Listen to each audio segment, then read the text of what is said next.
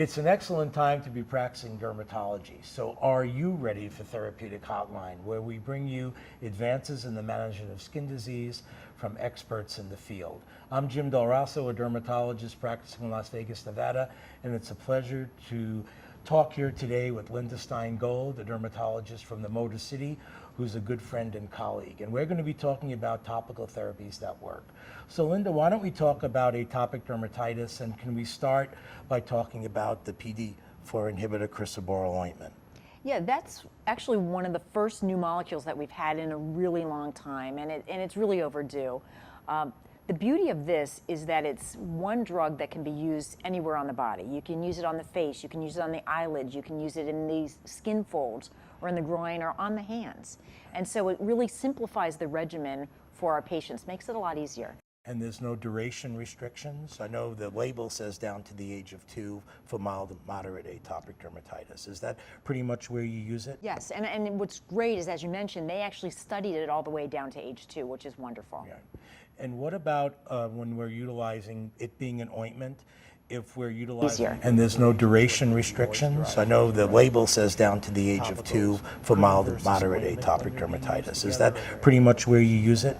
And that's such an important point, because when we as dermatologists use the art of medicine and mix and match different vehicles, we have to realize that one vehicle can impact the other. For instance, if you put a cream on and then an ointment on top, you can actually enhance the penetration. But if you use an ointment and an ointment on top of that, you can actually dilute out both actives and actually have less efficacy. We're talking primarily about things that are in the toolbox already, but I know we both do clinical research and we're excited about some of the topical JAK inhibitors and other agents. Do you have any short comments on some of the newer things that might be coming along?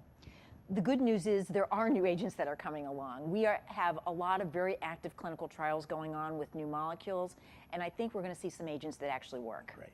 Now, I know you talk about utilizing wet wraps in a localized fashion, not necessarily hospitalized patients for what you call hot spots. Can you give some more detail to the listeners? Yeah, and that's something I don't think we utilize enough. We do at Henry Ford hospitalize patients and do full body wraps in the hospital as a day hospital, but this is something patients can utilize at home. And as you mentioned, especially a hot spot. I'll have patients who have this really horrible excoriated area, apply their steroid ointments, take a washcloth, hot but not too hot, wrap it, and then put some saran wrap or a baggie over it, have them relax for an hour, and it really helps to just calm it down. I'm really glad you talked about hot things with the hotline. That's really great. What about psoriasis, topical therapies for psoriasis? And here I think the vehicle, not only the actives, but the vehicle is so important in terms of these agents. Can you mention a few of those that are the newer agents? Yeah, and that's absolutely right. You know, we take, for instance, Enstelar, which is basically Taclonex ointment with just 2 additives. But those additives actually change the vehicle. They get both actives to be more solubilized, better penetration. We actually have a better drug.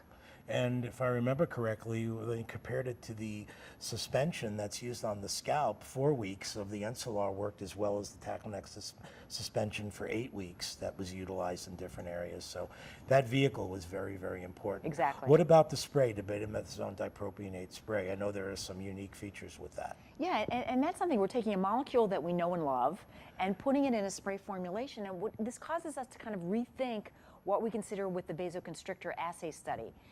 It assays out as a mid-potency steroid, but when you compare it to more potent steroids in clinical practice, it's actually equal or better.